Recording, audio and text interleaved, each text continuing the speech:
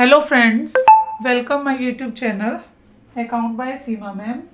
तो हमारा जो प्रीवियस वीडियो में टॉपिक था शीर्षुड ऑफ शेयर कैपिटल में, उसमें हमने किया था 4 फीचर का टॉपिक कि हम जब कैंसिल करते हैं शेयर को तो कैसे इंटरेस्ट डालते हैं अगर इशूड एट पार है और इशूड एट प्रीमियम है। ठीक है, अब हमारा एक टॉपिक है कि जिसमें हमने कैलकुलेशन निकालनी है, calculation of amount due but not received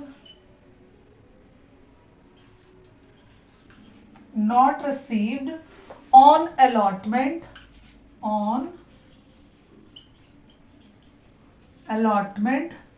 in pro rata cases।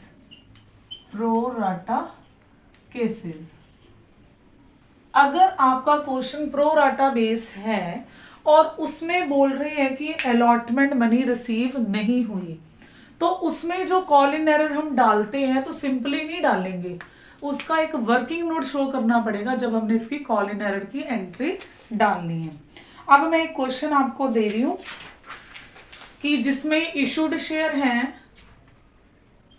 Issued share short form में लिख रही हूं मैं क्वेश्चन कि कंपनी है जिसके इशूड शेयर है 50,000 at the rate of 100 each, और कंपनी ने रिसीव की है application receive 1 lakh share, mean to say public ने कितने शेयर अप्लाइड किए, 1 लाख। ठीक है, तो उसके बाद हमारी जो एप्लीकेशन मनी है वो है 30 रुपीज, अलॉटमेंट जो है वो है 50 रुपीज, एंड जो कॉल मनी है बाकी बैलेंस निकाल लेंगे 50 to 30 80, 20 रुपीज किसका आ गया, कॉल का पैसा। यहां तक हो गया। अब एक शेयर होल्डर है मोहन एक शेयर होल्डर है, डिड नॉट पे the allotment money of 1500 share. Mohan who allotted, उसको हमने दिए थे 1500 share, did not pay allotment money। अब ये कैसे पता चला कि ये प्रो राटा का केसेस है और हमने इसमें कॉल इन एरर कैसे निकालना, तो देखो ध्यान से। प्रो राटा कब होता है, जब ओवर सब्सक्रिप्शन होती है। प्रो राटा कब होता है, जब ओवर सब्सक्रिप्शन। अब देखो क्वेश्चन को देखने से पता चल रहा है कि 50,000 शेयर इशू किए हैं और 1 लाख जो है पब्लिक ने अप्लाई किए हैं, तो ये प्रो राटा का क्वेश्चन हो गया। अब इसमें क्या है, कॉल इन एरर कौन सा आ गया, अलॉटमेंट मनी का। तो मैं सिर्फ अभी अलॉटमेंट का केस बता रही हूं कि कब आपने अलॉटमेंट का प्रो राटा बेसिस पे जो है कॉल इन एरर फाइंड करना है, जब दोनों कंडीशन पूरी हो रही है। एक कंडीशन क्या होनी चाहिए, 2 कंडीशन पूरी होनी चाहिए। एक तो ओवर सब्सक्रिप्शन होनी चाहिए, दूसरा अलॉटमेंट नॉट रिसीव। ये ध्यान रखना है क्वेश्चन में, अगर ये दोनों कंडीशन पूरी हो रही हैं तो ही आप अलॉटमेंट का कॉल इन एरर जो है प्रो राटा बेसिस पे निकाल लोगे।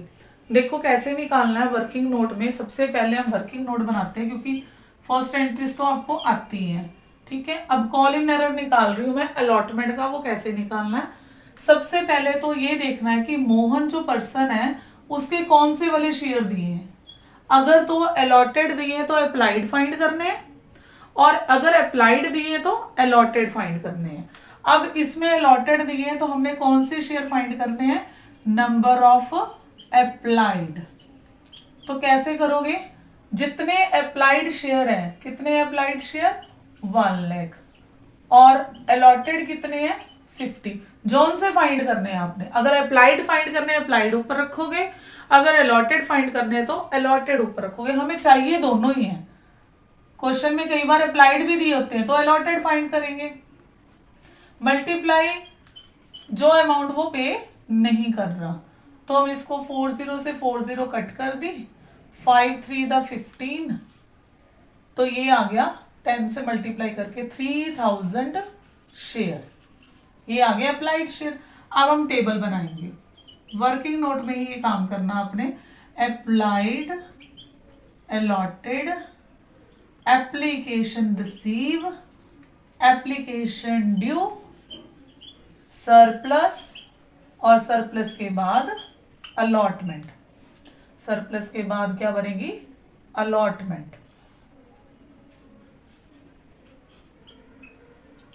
अब अप्लाइड हमने फाइंड किए हैं 3000, अलॉटेड कितने थे? 15। यहाँ पे मोहन के ही लेने हमने, और नहीं, कंपनी के नहीं लेने हमने। मोहन के अप्लाइड कितने थे? हम मोहन ने अप्लाइड किए थे 3000, लेकिन उसको कंपनी ने कितने दिए? 1500। वैसे ही टेबल कंप्लीट कर लोगे। एप्लीकेशन मनी है 30 रुपीज से, तो यहाँ पे आएगा 90,000, यहाँ पे आएगा 45,000, तो यहाँ पे भी कितना आ गया? 45 यहाँ पर एडजस्ट कर लोगे। अब हम लिखेंगे क्या? टोटल अलॉटमेंट, ये चीज ध्यान से करनी है। अलॉटमेंट ड्यू, कि हमारे पास अलॉटमेंट कितनी ड्यू हो रही थी, तो जब ड्यू करते हैं तो हम अलॉटेड शेयर से ही करते हैं। 1500 मल्टीप्लाई अलॉटमेंट मनी कितनी की है आपकी? 50। ठीक है, तो यहाँ पे आ गया 75,000। फिर लिखेंगे लेस अमाउंट ऑलरेडी रिसीव, ये already adjust, amount already receive. तो हमने अमाउंट कितनी रिसीव कर ली ऑलरेडी? जो हमने सरप्लस का पैसा एडजस्ट किया था 45,000।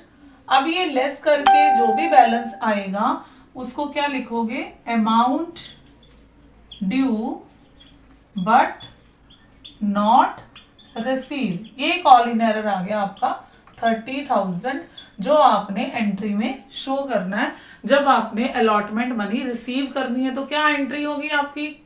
Bank account debit, call in arrear account debit to share allotment. तो कॉल इन एरर में कितना डालोगे? 30,000। बाकी एंट्रीज तो वैसे जैसे हम डालते हैं वैसे ही क्वेश्चन को कंप्लीट करना है। तो मैंने सिर्फ आज के टॉपिक में आपको यही बताया है कि कैसे अगर आपने अलॉटमेंट का कॉल इन एरर निकालना है इन केस ऑफ प्रोराटा। अगर प्रोराटा ना होता, अगर आपके ओवर सब्सक्रिप्शन ना होती, प्रोराटा ना होता, तो आपने सिंपली कॉल इन एरर निकालना था। 1500 शेयर को 50 से मल्टीप्लाई करके 75,000 उसमें डाल देते।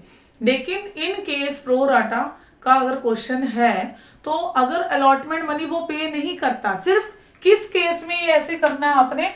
Only in case if did not पे द अलॉटमेंट मनी, अगर वो अलॉटमेंट मनी पे नहीं कर रहा और क्वेश्चन जो हमारा है प्रोराटा केसेस का, तो हमने ये वर्किंग नोट जो बना के उसके अकॉर्डिंग कॉल इन एरर निकालना है। तो फिर से बता रही हूं मैं, जिस पर्सन ने, शेयर होल्डर ने पेमेंट नहीं की है उसको देख लेना कि अगर उसने अलॉटमेंट नहीं पे की और ये प्रोराटा का क्वेश्चन है तो पहले देखना है कि उसके कौन से शेयर दिए हैं। अगर अलॉटेड दिए हैं तो अप्लाइड फाइंड करने हैं, अगर अप्लाइड दिए होते तो अलॉटेड फाइंड करते हैं, क्योंकि हमें टेबल में दोनों शेयर चाहिए होते हैं।